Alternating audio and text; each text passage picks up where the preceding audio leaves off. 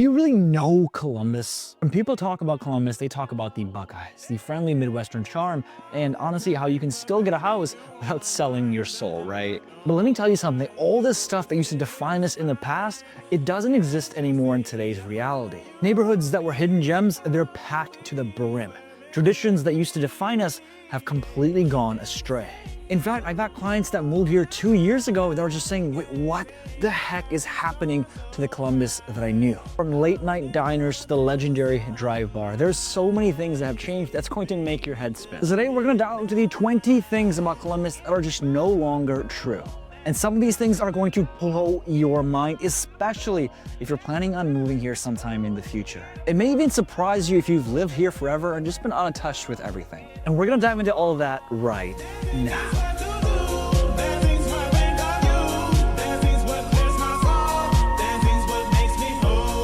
What's up guys, Gagan here, your favorite realtor. And listen, Columbus has been on this wild ride in the past few years. It's like it just woke up one day and said, great, let me reinvent myself in a way that no one has ever seen it before. Parts of me absolutely love it, and other parts of me are like, this is the same Columbus as 5 years ago? Honestly, between you and me, here's the thing about this city, is that it never sits still. And if you want to live here, you have to know what's real and what used to be real. Listen, if you're ever hungry 2 in the morning, this is gonna be a little painful. All right, let's get started with ripping off the Band-Aid right away. And honestly, it hurts some of us nighttime owls a lot. Death to the late night diner. Now look, there used to be a time where it didn't matter whether it was 11 p.m. or 4 a.m. You knew exactly where to go, right? Thurman Cafe was your go-to. The White Castle on Broad Street, it was a rite of passage. And places like the Sardinha Diner, they kept you fed when the bars shut down. You'd be standing in line half asleep with a juxtaposition or a myriad of every single kind of person, from OSU students to the guys getting off of their shifts to people in scrubs, all united by one amazing cause: greasy late night food. But now a lot of these spots have cut their hours. Some of them have completely shut down. It kind of feels like Columbus said, great, we're gonna drop this late night option and go for brunches and DoorDash. And don't get me wrong, delivery apps are awesome, but it just does not hit the same as sitting 3 a.m. with a hash brown in your hand, some coffee that could wake the dead, and you're thinking to yourself, what am I doing with my life? It's just one of those little pieces of Columbus culture that's just not true anymore. Honestly, it feels like it was just yesterday when we could go outside and do exactly this, but Columbus is changing fast. And honestly, so are its suburbs and locations. Because the second thing is this, the short north, it's kind of having an identity crisis. I remember walking down High Street on the short north, stepping over cracked sidewalks, neon lights buzzing, and music spilling over every single door. Now it's almost unrecognizable. If you've been around Columbus for a long time, you know exactly what I'm talking about. It was the heart of the Columbus identity. It's grimy in the best way possible. You'd walk past galleries that you've never heard of, smell a copy from Cuff Up Joe, and catch a band at Scully's that somehow became your next obsession. But today, it's a whole different vibe over there. Major construction has turned small lots into 10-story buildings, some with residential, commercials, and mixed-use properties. Luxury apartments are coming up everywhere. Boutique hotels seem to be the new norm, and valet parking is on every single corner. Some people love the upgrade, saying it's safer, it just feels better, but others are saying it's lost its charm and that it's sold its soul for condos and craft cocktails. I had a client of mine look at Short North from Chicago, and honestly, when she came here, she was extremely surprised. She got a text saying this feels like a mini Manhattan with a gallery hop. She wanted that artsy vibe, but that vibe is non-existent, and honestly, it's one of the truths that people have to know. It's actually pretty incredible how a neighborhood can flip this fast, but it can. And the short north is an embodiment of how fast things can really change. And we're only on the second thing. Stick around, because topic number 14 and 19, I've literally never, ever heard anyone talk about. When we made this, my assistant was like, dude, you're right. Let's talk about that too. Let's talk about another neighborhood, because it's not just hip districts, guys. It's also other ones. Even our most traditional neighborhoods, they're not safe from change. German Village used to be this hidden gem that locals love to show off to all the out-of-state tourists. We're talking about brick streets, houses with those tiny little flowers, and Smith's Sausage House, which you only go to twice a year during a special occasion. It felt like stepping back into a time machine, and most of the people that were walking there, most of the foot traffic was tourists looking at this and looking at that. But now, German Village is a spot where young professionals are fighting tooth and nail just to live in. Approximately 3,000 individuals live in an 1800 structure of German Village today. And those tiny houses that used to be charming courtesies are now selling at a price point right now that will make your grandma faint. I've actually had clients of mine offer up to $20,000 to $30,000 on a 900 square foot cottage with no parking. And unfortunately, this is a reality as it gets because German Village is still quaint and beautiful. And a lot of the clients that are reaching out to us, that's one of the first locations that they're mentioning. And I get it, but at the same time, German Village is getting so much national recognition that almost everyone that I know wants to live there, or at the very least invest there a little bit. And neighborhood went from, yeah, I'm gonna take my cousin to visit there, to that's a place that I wish I could afford, but I will never be able to. It's still gorgeous, don't get me wrong, but German Village has absolutely transformed from a quaint, little quiet area to a tourist destination.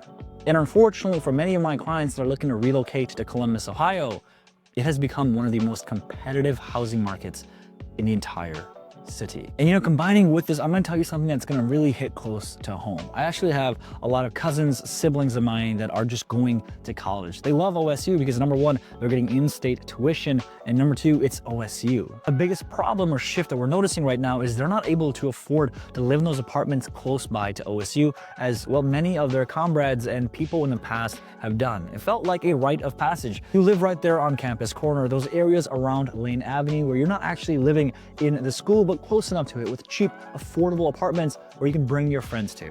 It was areas where kids could feel independent and survive off a part-time job and maybe just a little help from their mom and dad. But now even the student housings have gone absolutely bananas. Even just a 1-bedroom or 2-bedroom, it can go up from $800 to $1,200 a pop.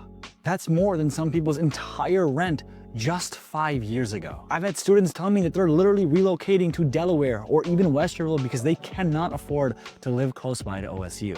And this isn't just out-of-town rich kids either. This is people that have been Buckeye fans from day one through and through, people that are living in Columbus for their entire life. The notion that we are a cheap college town, yeah, it's just not true anymore.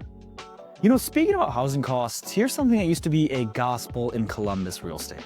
For the longest time, folks would say, man, I can't afford to live in Bexley, Upper Arlington, or Dublin. I'm just gonna go to places like Reynoldsburg, Pataskala, or even Grove City. And that was the move, right? A couple of years ago, you used to be able to drive 20 to 30 minutes outside of the city limits and get a house for twice the size for half the cost, and even have money left over for a Buckeye season ticket. Now, even the suburbs are flexing their price point. That's gonna make your wallet cry. It's not unusual for homes in Pickerton or in Hilliard to go for the same price that areas like German Village and the inner city limits used to go for. And folks that thought that they were going to find something in Grove City are looking in places like Delaware, in Johnstown, and even Marysville, way up north. You know, I was working with a couple that was moving here from Nebraska a few months ago, right? We started our journey in Westerville, but then we eventually got to Mount Vernon when we started writing our offers. That's a long distance. And here's the reason why. The ka-ching here didn't meet the ka-chong there. Listen, the notion of drive till you qualify is pushing so many people out. It's farther than most people's vacation destinations. But hey, real quick, if you're thinking about making Columbus, Ohio home, or you have any aspirations of visiting Columbus whatsoever, our team, we help people buy, sell, and relocate right here in the Columbus Metroplex every single day. So if you're thinking about making that move, click the link below. All of our information is in the description and pinned to the top of the comments. Here's something that's actually a positive change. Downtown Columbus for years used to just be a dead zone after 5 p.m. You drive downtown after 7 p.m. and it looked like a zombie apocalypse. There was absolutely nothing to do, there was no one there, and all the shops were closed up. We used to joke that Columbus used to roll up its sidewalks at 5 p.m. Now, downtown is actually alive.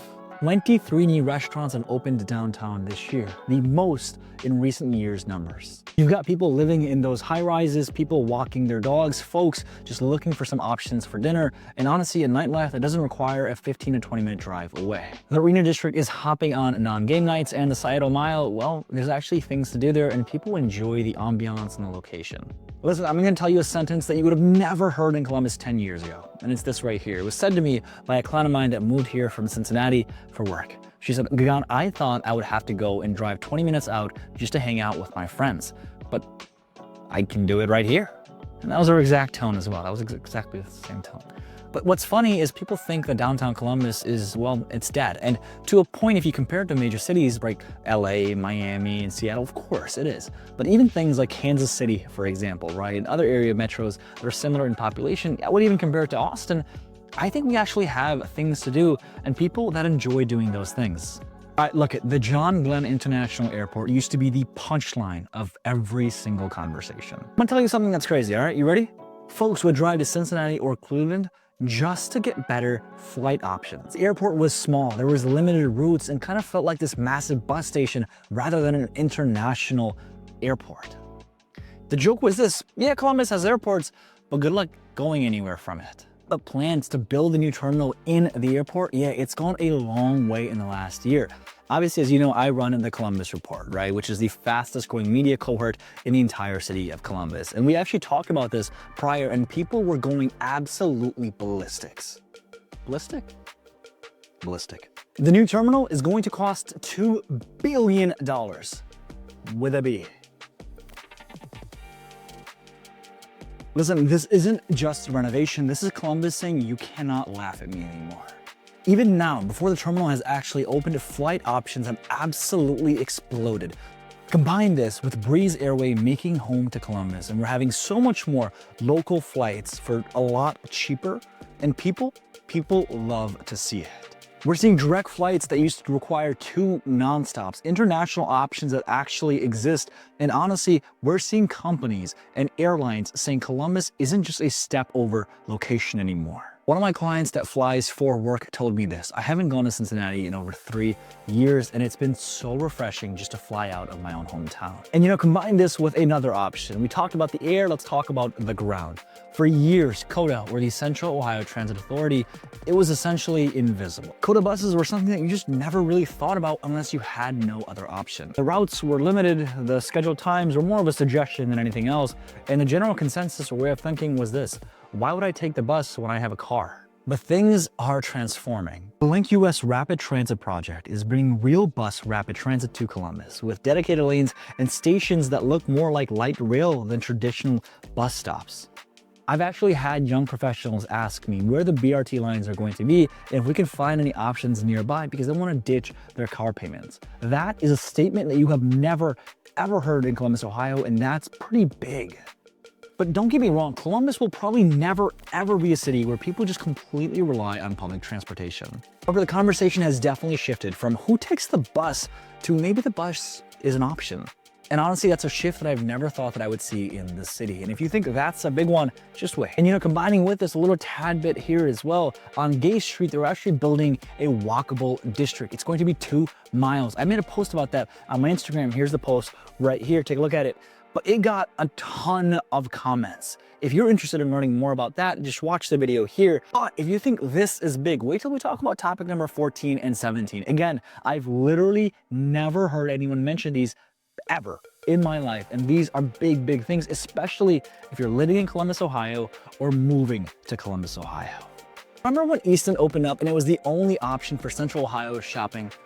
Well, now it's not. Years, if you wanted real shopping options, you would go to Easton. It was the cooler older brother of every other area.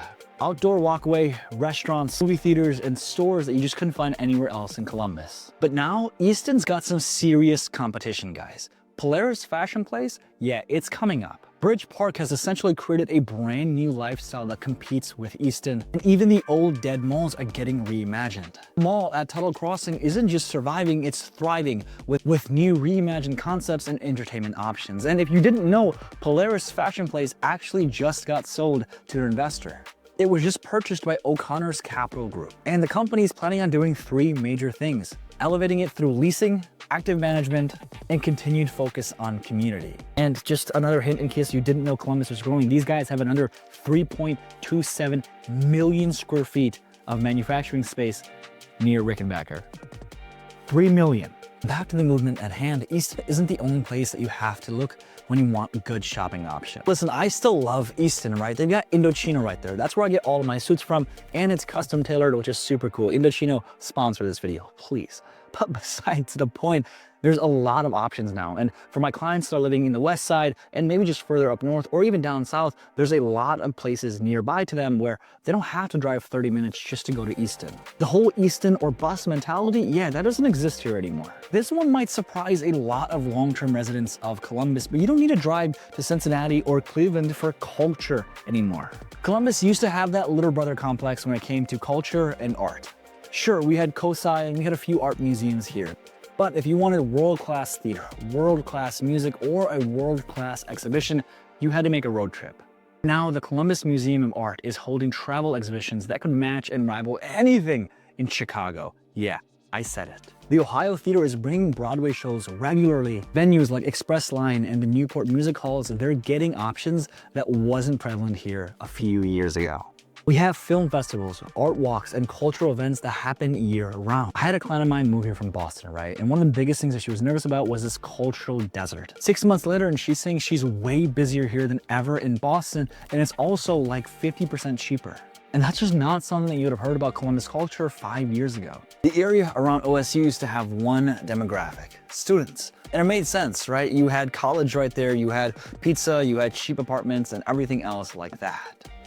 And honestly, if you didn't work at the university or weren't studying there, you had no reason for even hanging around in the area. OSU is attracting everyone, from young professionals to empty nesters to people that just want to be a part of that scene. People that want short north energy, but not short north prices. Housing in the area isn't just dorms anymore either. It's actually legitimate, nice apartments that people can utilize all throughout. And the dining scene and the entertainment scene, it's definitely shifted a lot. It used to just be pizza and wings and hey, that's all you really need, right? But now you've got legitimate options that you can walk to from this location or that. I've actually got clients of mine that are in their 30s that are like, hey, listen, if I want something walkable without having to pay what short north costs, I'm actually looking at these areas as a whole, and there's really no contradiction to that statement whatsoever. I have friends of mine that are getting their masters and PhDs, and they love the fact that there's so much change happening, but they can also understand, especially if you're just a student, this can add up a lot. Talk about another location as well. Grandview Heights used to be one of those places that you just drove through to get from point A to point B. The joke was always this: you're in Grandview Heights, so you're just looking to get to Arlington, right? But now Grandview Heights has legitimately become a dining and a shopping destination. The restaurant scene rivals the city, and there's places that number one have wait lists and number two are getting national recognition. The area has developed this cool neighborhood vibe that's drawing people in from every location. I've had multiple clients of mine tell me that they want to look at Grandview Heights, not even because they're working there or because they have family there, but because they want to be part of the scene. They want to be a part of what's happening, and that's happening in Grandview Heights. What they're telling me is this: I want to have multiple options where I can just walk to these locations and actually be excited about the fact that I get to choose what to eat. Let's combine this with another location. Dublin and Powell used to be suburbs that were just kid-friendly, good schools, and quaint. They didn't really have the urban amenities that people were looking for. Now, that's changing, and that's changing fast. The Dublin Bridge Park is, in essence, another short north, but I think a little bit safer. There's tons of dining options, tons of high-rise condos, and a bunch of options just for people to go out and enjoy the scene. And if you've ever seen the sunset from the park, it's absolutely beautiful. Powell also isn't a slouch to this at all. We're talking about building its own town center with tons of entertainment options and dining options as well. And what's ironic about creating these videos is you might think that it's just people that are not living in Columbus, Ohio, but actually it's people from all across, especially living in Columbus, that are calling us and saying, Gagan, clearly you guys know the markets, clearly you guys know all the suburbs. We want to still use you as a realtor of choice. And that's amazing, because the reason I bring that up is we've had clients that were living in the heart of downtown Columbus that saved up money and they're buying a house in Dublin. One of the biggest worries that they had was they were going to lose that entertainment scene. But after going to Bridge Park, they texted me and said one thing: I had nothing to worry about. And if you're a family, if you're a young professional, even if you're just an empty nester, all of that is things that you're going to obviously take into consideration, right?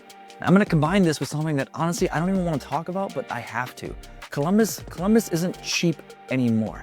You know, back in the days, what were you gonna say? You're gonna say just drive 20, 30 minutes out, and all those suburbs, all those areas, you're gonna get twice the size for half the cost. It was easy to say. It was a real city with real opportunities for half the price point. But now, those areas, those homes and even those apartments, they're getting up to the expensive number. Now, albeit we're not the same thing as New York City or San Francisco, but also look at our populace, look at our size. There's no point in comparing us to those markets. Kansas City, for example, even Michigan and parts of Illinois, yeah, we're actually getting a lot more expensive. And for people that are already living here, that's not a good thing. Compared to this, the fact that the wages have not kept up with the demand of all these buildings. And yeah, it's not gonna be the prettiest equation whatsoever. Now, what's ironic about this is a lot of the clients that are reaching out to us, they're making six-figure salaries. They've got steady incomes. But even at that, with the higher rates that exist right now, yeah, all these things have to be taken into consideration. And if it sounds like I'm scaring you, I'm not. I just want to give you all the evidence. I want to give you all the numbers because I want you to make the best decision possible. I love Columbus. I said it. I love Columbus. I will probably love Columbus more than anything ever. But I also understand that Columbus isn't without its downsides. And there's a lot of things about it that aren't perfect. I wish people made these videos for us when we moved to Columbus a few years ago. But that's why we're making these videos for you. If any of these things stopping you from moving to Columbus, great. If any of these things aren't stopping you from moving to Columbus, also great. Combine this with something else amazing. I am a connoisseur of the cream of ice. Ice cream, as you want to call it. Ask anyone that lives in Columbus, Ohio, and they're going to give you a monologue filled with energy and vocation. It used to be the gem of the North Market. Jenny's Splendid Ice Cream used to be the place where you had Brown Brittle, amazing ice cream names that were just so unique and you had to try. And now it's nationally recognized. There's lines outside the door and it's in every single grocery store. It used to be, hey, let's go try out this ice cream spot, to, you haven't heard of Jenny's? Are you crazy? And listen, you're probably gonna need some Jenny's ice cream because what I'm gonna tell you next is going to suck. And yeah, it's just not the fun thing because Ohio State season tickets, they're getting expensive. You know, we have a ton of people that are moving to Columbus that love the Buckeye games. We're talking about it being a ritual with their dad to watch it on a Saturday or a Sunday. Now they're grown up and they want to go watch it with their kids and continue the tradition on. But these tickets, they're expensive. I mean, sure, big games were pretty tough, right? And the wait list for these seasonal tickets was a few years. Now it's turning into decades. Now, if you want to go watch a regular game, you can expect to pay the same amount as your car payment. Forget about Michigan and forget about those playoff games as well, because those are luxury. We're talking about die-hard Buckeye fans that just cannot get a spot. And it sucks because I understand how important sports are to you. I understand how important it is to you to watch these games, but you got to know all these things as well. Now let's talk about something that has come full circle, the Brewery District. The Brewery District actually got its name from Schmidt's Brewery, but for years it was just a name. For years it was just residential buildings and, you know, some stores here and there, but nothing crazy. But now it's back to life. Craft brewery has absolutely exploded here in Columbus, Ohio, and places like Brewdog's and so many other massive facilities are making this home. If you're a connoisseur of alcohol or just a connoisseur of beers, the Brewery District is amazing. I have a lot of my clients that are telling me, listen, I love a good beer, maybe on a Thursday, Friday night after a long weeks of work. And now I feel like I can actually do that again. And that's a powerful, powerful statement. You know, we're making this video while the Ohio State Fair is happening, and I hope you're actually going out and enjoying it because there's a lot of really cool new foods that you absolutely have to try. We're talking about things like pickle fried hot dogs and also fried tacos. Fried tacos. Yeah. But here's the thing about the fair and the location of it. It was actually not the best. A few years ago, it was just a dead zone. After the fair, people wouldn't even go there or traverse those locations. But development around the area, especially now, has been absolutely incredible. There's a revitalization plan that's not just happening with the fairground, but also the neighborhood and the other markets surrounding it as a whole. What used to be a part of the town that you'd mostly avoid is now seeing revitalization, housing efforts, new businesses, all coming to this one spot. Team is actively showing houses in these areas that a few years ago, yeah, we might have just been a little bit more hesitant on. Now they're actually active, up-and-coming neighborhoods that are just really, really great. You always gotta do the yin and the yang, right? Obviously, we talked about something really amazing. Let's talk about something that kind of sucks. You can't really afford free parking. Ironically, as the statement sounds, let me talk about that a little bit. Parking isn't free anymore. At the very least, a few years ago, it was. Maybe even just a few bucks, right? Nothing crazy where you wouldn't care. But now, parking is so insanely expensive. We're talking about places that used to cost $5 costing $5 plus 5, plus 5, and another 5, just for good measures. We're talking about places that used to be free that aren't free anymore, and we're talking about a congested downtown that absolutely has way too many cars. Even the meters that used to be open till about 6, 7, yeah, they're going way later into the evening. It's definitely not as bad as bigger cities, but maybe just for a casual day or, you want to go out, you're gonna have to take all of these things into consideration. All right, let's talk about the last thing. Intel has changed everything, and it's not even here yet. Now, I want to make sure we address the entire notion of Intel. Intel is bringing a $20 billion mega fab company to New Albany, which in return has absolutely dramatically driven up the home prices. We're getting calls from people from California, Oregon, Washington telling me it's time that I start looking at Columbus, and Columbus is no longer just a Midwestern city. But here's the other thing, is Intel has slowed down tremendously. The CEO has also mentioned that the Ohio project, it's not on their top things to take a look at for 2025 or 2026. We've also spent close to $7 billion in federal and local government incentivization to keep Intel here. So why am I bringing it up? What cause is there for, well, the notion? It's this. In my opinion, and this is just my opinion, I think Intel is going to get bought out. I think TSMC, maybe NVIDIA, something is going to bring something here. We just got to look at the paper trail. We just had to look at the numbers. New Albany Co. bought 1,200 acres of land in Marysville. Why? Why did they do that? These are all things that I'm thinking about and things that I'm actively thinking about for all of our investors and all of our clients. Why are all these companies still looking at Columbus? If it's completely stopped, then why is Andrew, Amgen, the new bank, Igor, why are all their headquarters being built here? Why? What's in the $60 billion budget that we have to know about? Right, all of these things are my job to figure out so I can make sure we can serve the clients the best. But I also think that we're gonna see so much development and so much growth that one project is not going to be the end all be all. And by the way, listen, if you're still coming to Columbus, Ohio, and all these things don't scare you, or you just had fun time, let us know in the comments below which one of these things surprised you the most. With that being said, we actually did an entire playlist on what the move to Columbus, Ohio is like, everything that you're gonna have to know from a guy that's moved here a few years ago. I'm gonna put that video right here, watch it, and I'll see you soon. Peace.